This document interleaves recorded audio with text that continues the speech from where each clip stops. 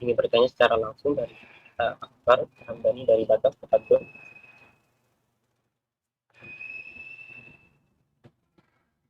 Baik, jika tidak ada Ibu Julia dari Jakarta, Tafadhol.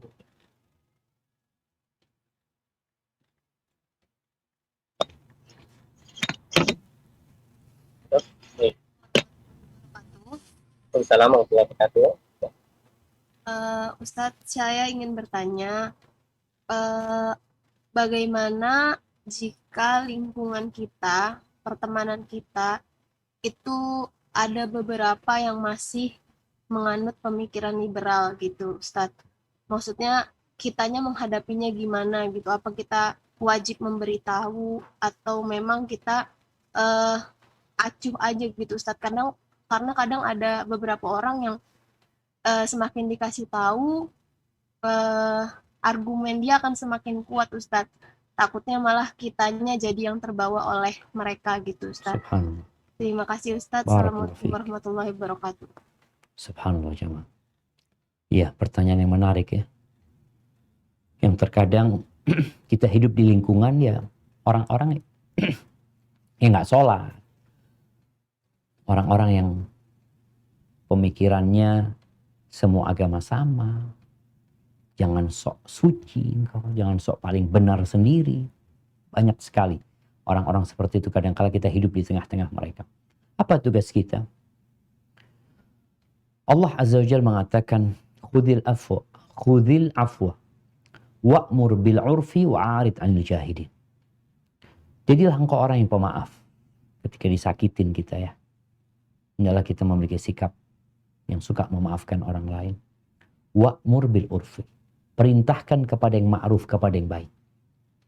Wa'arid 'anil jahilin. Dan berpalinglah engkau dari orang-orang bodoh.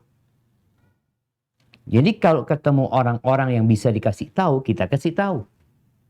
Tapi kalau kita berjumpa dengan orang-orang yang ngeyel, yang kalau bicara mereka sudah punya madhab namanya relativis. Jadi pokoknya tergantung siapa yang berbicara, siapa yang memandang.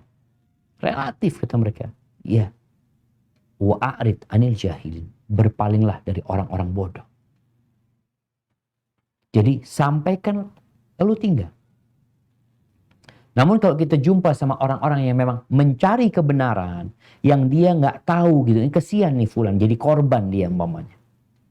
Maka kita perlu selamatkan dia. Tapi kalau ternyata dia seperti yang lainnya, ya wa'arid 'anil jahilin, kita berpaling dari orang-orang bodoh. Kita nggak usah ngeladeni mereka. Rasulullah SAW ketika beliau berdakwah, pamannya itu nggak berhenti ganggu. Yang namanya Abu Lahab. Nabi dakwah sampaikan, nanti datang. Abu Lahab, jangan percaya, pembohong, aku pamannya, kata dia. Nabi nggak ribut sama pamannya, ditinggal pamannya, beliau dakwah. Semoga nanti dapat hati yang terbuka dan telinga yang mau menerima.